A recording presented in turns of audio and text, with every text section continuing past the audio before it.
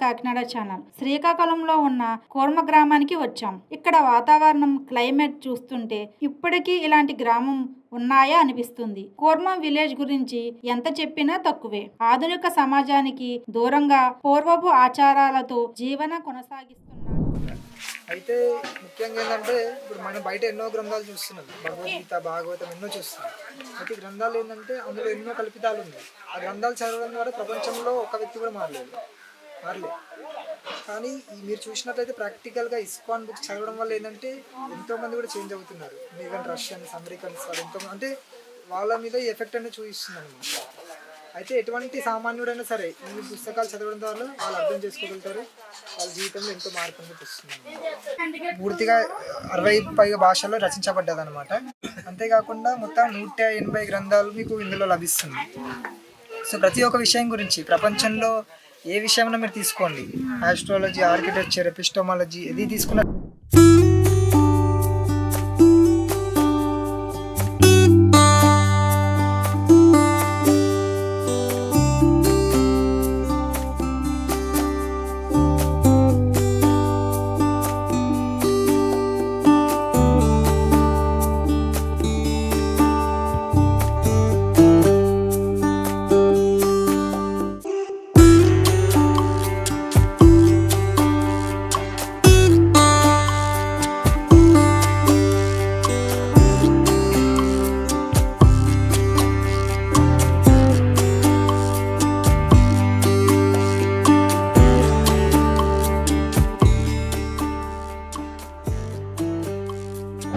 Organic బెల్లం వీళ్ళు ఇక్కడ పండిస్తారు. ఈ కొండల్లో పెట్టి పండిస్తారంట. చాలా బాగుంటుందండి. 7 kgs ఉంటుందండి కొండలో. అయితే ఇప్పుడు ఇక్కడ ఈ బావి వచ్చేసి చాలా లోతుగా ఉందండి. 24-25 అడుగులు ఉంటుంది. ఇక్కడ ఆశ్రమంలో ఇలాంటి బావులు ఒక 40 బావులు ఉన్నాయన్నమాట. ఉంటాయి. ఈ వాటర్ అంతా కూడా వర్షాకాలంలో కొండలు ఉంటాయి, కొండల మీద నుంచి వస్తుంది అనమాట. సో ఈ వాటర్లో అన్నీ కూడా మనకు కావాలి అంటే కొండలతో వచ్చినప్పుడు అన్ని మొక్కలకి ఔషధాలకి అంటుకొని వస్తుంది. సో ఈ వాటర్ తీసుకోవడం వల్ల కూడా మనకి ఎంతో ఎనర్జీ వస్తుంది, ఎన్నో రోగాలు కూడా నయమవుతుంది. అయితే ఎవరైనా సరే ఈ బావి కోసం కూడా వాళ్ళు దానం చేయొచ్చు అనమాట. నుయ్యి దానం చేయొచ్చు. కొంతమంది చేశారు, ఇంకో కొన్ని ఉన్నాయి, ఎవరైనా చేసుకోవాలి.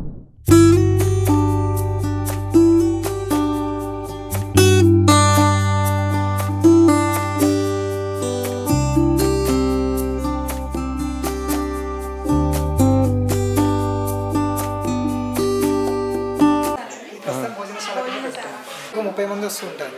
తర్వాత ప్రతి ఆదివారము ఒక 500 మంది వస్తారనమాట. ప్రతి ఆదివారం ఇక్కడ 10 నుంచి 1 గంట వరకు కార్యక్రమం.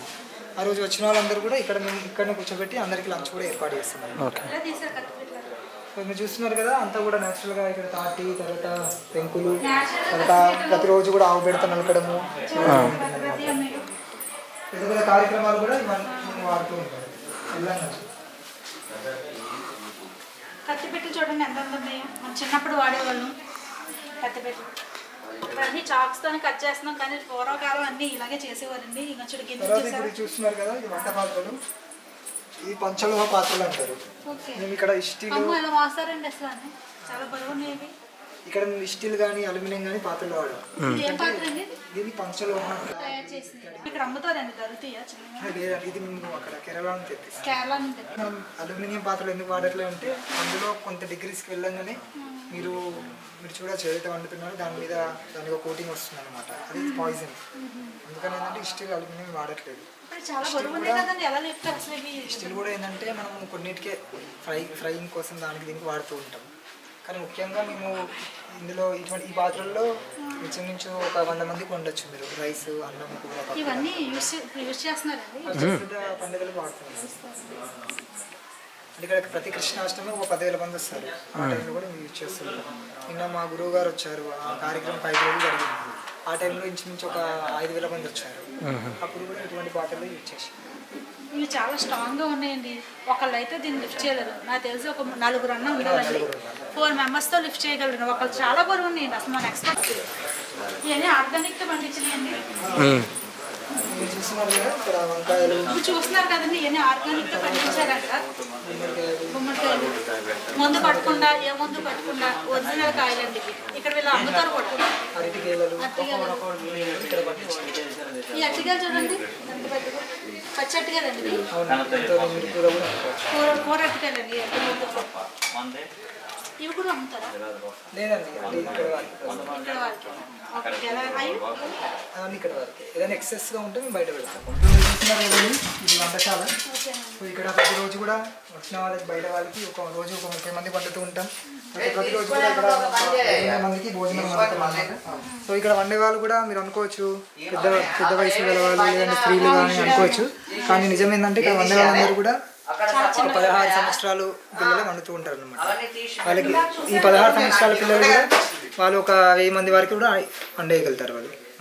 పేడతో అలికిందండి. అవునండి ఇదంతా పేడతో అలికిందండి. ఒకసారి పేడతో అలికిందండి. ఇందాక చూపించాను కదా పెద్దది, అది ఇప్పుడు పొయ్యి మీద పెట్టారు. ఇది పొయ్య కింద పెట్టారండి, దీంతో వండుతారండి. ఇప్పుడు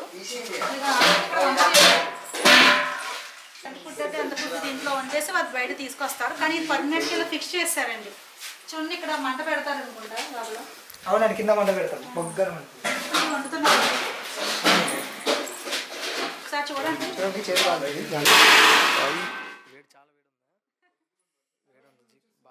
అమ్మో ఇది చాలా బరువుగా ఉంది. పంచరాహాలతో తయారు చేసిన పాత్ర అంటే ఎంత బాగుందో చూడండి. అసలు ఇది చాలా నాకు తెలిసి 10 kgs 15 kgs పైన ఉంటుందండి, చిన్నది కూడా.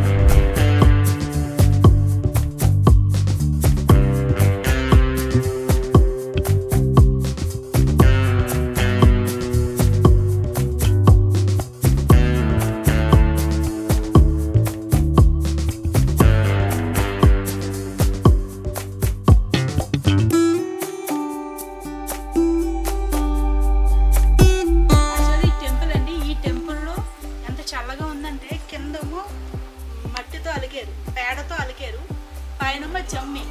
ఇదంతా చాలా చల్లగా ఉంది. దీనికి అసలు ఏసీ కూడా సరిపోతుంది, అంత బాగుంది.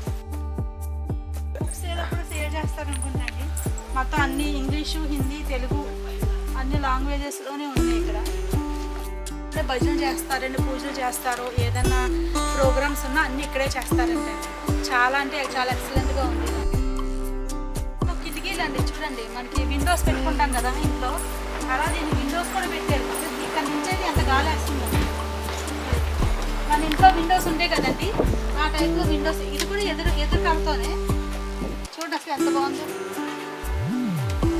ఇక్కడ మెడిటేషన్ చేసుకుంటే చాలా బాగుంటుంది. కష్టంగా మళ్ళీ ఇది కాకుండా దీంట్లో లాక్ కూడా పెట్టారు. ఇది రాదు.